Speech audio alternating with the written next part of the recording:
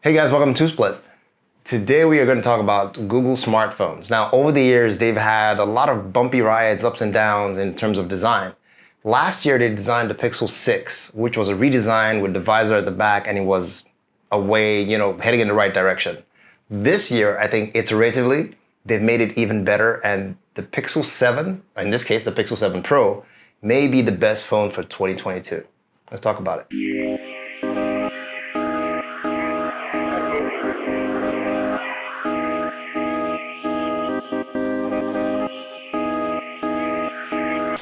When you first get this delivered to you, when you open the box, you're gonna get the phone slab itself sitting on top. When you take that out, you'll see a USB-C cable and a little, what they call them now, OTGs, those transfer adapters to help you move your data from your old device to your brand spanking new device.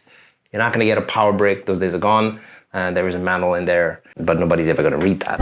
So when you take that out and you look at it, the first thing you're gonna notice is that it does still take the design form factor from last year's Pixel 6, but they've just tweaked it to make it slightly better. Looking at the back, it's still covered in Gorilla Glass Victus, but instead of a two-tone, it's a single color now, which works better for me. Two-tone's a bit too much for me. It is cool, don't get me wrong, but I like it simple.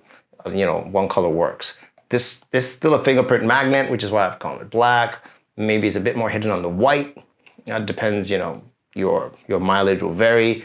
But for the visor, what they've done is now a solid brick of aluminum, well, shiny aluminum. You may think that's an advantage, but not really. We'll talk about that later on down the line. That still blends into the size of the frame to give it one smooth, nice finish, body looking. And, that's what you get with the new design of the Pixel 7 Pro. Moving over to the front of the screen. On the front, you got your 6.7-inch Super AMOLED screen. Really nice. It can go up to 1,500 nits of brightness, so you can see this in direct sunlight. And it has 120 hertz refresh rate. It's variable refresh rate, not all the way like Samsung has it all the way to 1 hertz. This goes down to 10 hertz. So in case you're looking at static images, it can save you battery power, which also is important on this device. And goes all the way up to 120 when you're that smooth when you're flowing through stuff you want to enjoy content on the device. The screen is uniform bezel all around, which is great, but if you're buying the 7 model, it does have a bit of a chin at the bottom. It's a bit of a letdown because, cheaper phones, Nothing Phone 1, for example, have managed to find a way by folding the screen to give you that uniform bezel all around. I think this is a lost opportunity Google could have used to just clean up that product a little bit more, but hey, it is what it is. It's still a decent phone. Moving on to parts where I think this phone starts to shine, especially when it talks about the integration with the software and hardware and how AI, the new Tensor G2 chip, takes this phone to the next level. The internal specs, it's not flagship performance geek benchmark levels of your S22s and iPhone 14 Pro. You're not gonna get that with the Tensor G2 chip.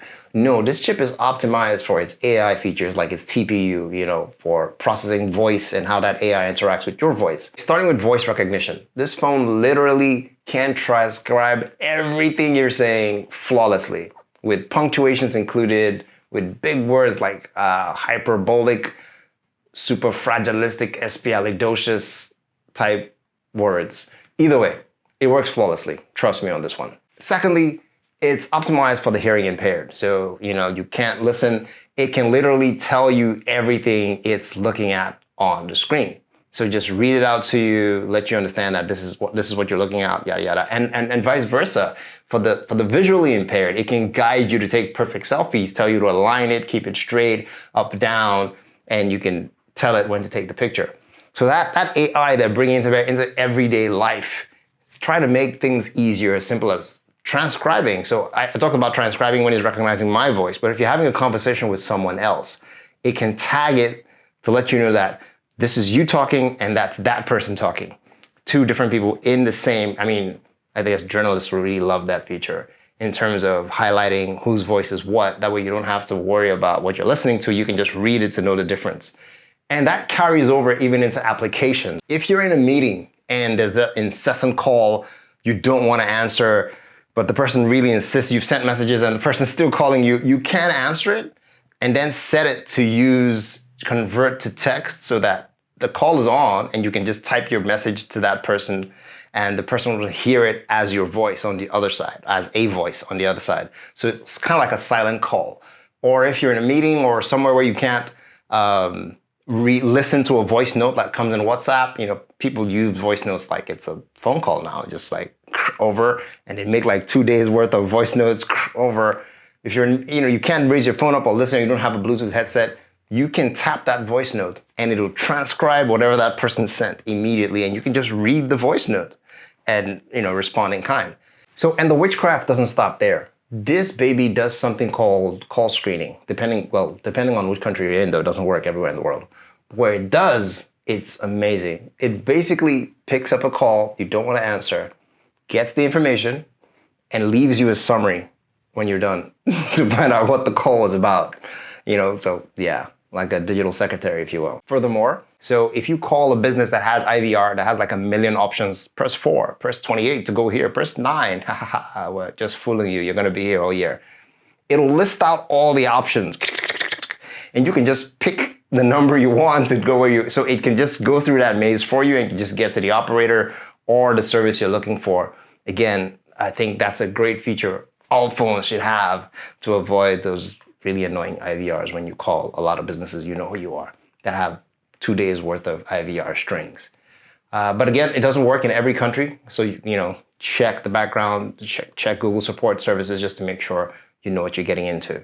And finally, it has something called, you know, call clarity or something like that. So basically it depends on how, if there's a lot of noise on this side, it does noise canceling so that the person on the other side can't hear what's happening on this side, just your voice. It just picks that tensor, that TPU processor in the G2 chip, just takes your voice and pushes it to the person on the other end. And there could be just trucks and trains going out over here, and it'd be barely noticeable on the other side, which I think is also a really cool feature.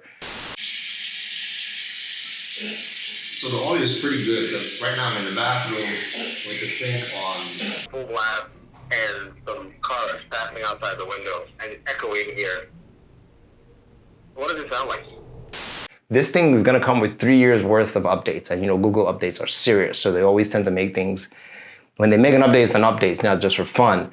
That's not the best in the industry right now. I think Samsung is doing 4 years, you know, Samsung always wants to one up everybody, but I think 3 years is pretty decent to get better, not to get worse. That other company, you know what I'm talking about. On to the cameras. I'm sure you're wondering, you know, why they hide all of them in this bar. The camera setup is nothing fantastic, okay? You have a main camera at 50 megapixels f1.9 paired with a 12 megapixel ultra wide and a 48 megapixel zoom lens with autofocus. But it's not about the hardware. Like I said, that G2 processing chip makes a world of difference. When you take this phone out and you point, I've tried my S22 Ultra, I've tried the iPhone 14 Pro. This is the phone that you can take the least effort to get a decent shot. Just point and shoot. Because if you notice when you take a picture with this phone, it's going to pause for a second, and computational photography will fix your jittery, coughy, shaking hands. Computational photography will adjust for focus, will even adjust for radio correction on object shape, HDR. It'll do all that in a second and give you the best possible photograph it can give you in that situation. In fact, if you shook and the photograph blurred, in post, it will unblur it. And this feature doesn't just work for pictures taken on this phone. If you do it on another phone and send it to this phone can unblur that shot. Like I said, witchcraft. But it can't save all shots in the world. I mean, if you're like stupid, yeah, Google's not there yet. But a decent, you know, out of focus shot, for most of them, it will put it back in focus. It still does have the magic eraser to take things out of the background. It is adjusted for true tones. You will probably get one of the best true tones amongst all the cameras I've used for skin color, especially for darker people. You know how we struggle with lighting. Yeah, don't get me wrong. In terms of hardware, those other guys, sounds like, yeah, they buried this guy. But in terms of point and shoot computational photography, this is still cream of the crop. It's right up there with the big boys. It'll do great. Autofocus is good here, especially in track mode. You could get the separation between even fine lines and things in the background, it'll pick it out. And depending on how far you're zoomed into something between the main camera and the zoom lens, you can get macro shots using this, which are pretty good. And you can get clear shots up to at least 20x zoom. Probably even better than some I've seen on the iPhone, but not as good as the ones on the Samsung S22 Ultra. In terms of photography, it's good. I trust it. I have no issue recommending This is a point and shoot camera. Yes, last but not least, video. The Pixel 6 video struggled quite a bit. It's now a decent video shooter, but it's not gonna be in the same category as your iPhone 14 Pro or the S22 Ultra. If video is your main thing, you're better off sticking with that device than this one. You're just gonna get basic, good HDR, good clear videos, but it's not gonna be, especially their, what's Apple's thing for cinematic mode. It's not as good as the iPhones, but it is good. Great separation and all that, but like I said, it's not at par with those flagship devices. The camera here also is, like I said, very basic, the front-facing camera. They use it for face unlock now. It does support face unlock, but I wouldn't use this for sensitive apps like your banking app or you're keeping money, you know, hiding stuff from your wife or your husband, whatever. Because, you know, it'll be fooled with fundamental stuff if you have a really good picture or to bypass. And it doesn't have LiDAR and all that stuff, so it won't work in the dark. You're gonna need light. So it's a secondary convenience unlocking feature, so if you just wanna pick it up and unlock your phone in a safe environment. But I think if you want that second level security, you're gonna have to stick with your fingerprint or put in your passcode. The fingerprint sensor is slightly faster than last year. Some people are whining about it online, about it's slow. I can't tell. I think it's okay, all right? There's no competition of how fast I can unlock my phone. In fact, sometimes you worry that you unlock it too fast because, see, it's all right. I don't get it. I barely touch it. It's okay. It's okay. It's not gonna win any competitions, but it'll do. Quick touch on the battery. It's a 5,000 milliamp hour battery, which is, again, better than last year. But in terms of battery sustenance, when you compare it to the S22s or the Apple 14 Pro, it's not going to give you as much longevity as those guys will, even with the variable refresh rate here. I don't know why. Maybe Tensor chip is just running too many things at once. We need more power. I don't know. But it is a solid all-day device. It's okay. When I tested it, navigation and stuff, full end, blasted, streamed music, even casted something, I came away with about 10% left, which is about 15% lower than what I would get on my S22 doing the same set of activities for the whole day. So it's not like it'll die on you, but keep in mind, you know, it's not as excessive when it comes to battery as compared to those other flagships, but it is a solid all-day phone, and it'll do. So why do I think this phone is still a great contender for best phone of the year? Putting it simply, the everyday person who's not worried about what are the technical specs on my camera that I need to point and shoot, this solves that problem. This has a great screen, decent battery, and the AI functionality when you consider people who are hearing impaired or visually impaired just makes it all that more inclusive to a group of people who are less likely to worry about those super high expensive flagship phones that aren't gonna work as effectively as this phone would for them. More importantly, the price. Most of those other flagships are $1,000 and above. The premium version, which is in my hand right now, the Pixel 7 Pro, is $899, undercuts those guys immediately. However, I think the sweet spot is the Pixel 7, not even the Pixel 7 Pro. If you had to choose, which is at $599, that's $600, because that does everything this phone does. It only has one less camera module, slightly smaller battery, slightly smaller RAM. That's it. Really, it's the same phone. You know, aesthetically, this is not shiny, this brushed aluminum, so it looks a bit matte versus the shiny version. You're basically getting the same phone in a slightly smaller package. That's where the sweet spot is. I think they've done very good on the pricing for that phone. Overall though, I think the pricing is flawed between them. It's too much of a gap for a phone that has almost the same features with a secondary phone. That's almost a $300 gap. Why would you do that, Google? I guess you have your reasons. What are you paying for? The extra camera module and a little bit more power. I don't know if that's enough of a trade-off. You guys sound off in the comments below. Let me know if that's it. But I would say the sweet spot is the Pixel 7, not the Pixel 7 Pro. Plus, they're now coming into their ecosystem. They've got their watch going, they've got their earbuds going. So they're building the way Samsung has built, the way Apple has built. Google's finally coming fully into its own ecosystem to drive its own community. And I think that's good. I'm here for it. Let's see which ecosystem works best. I will do a video comparing those ecosystems and make you help you decide.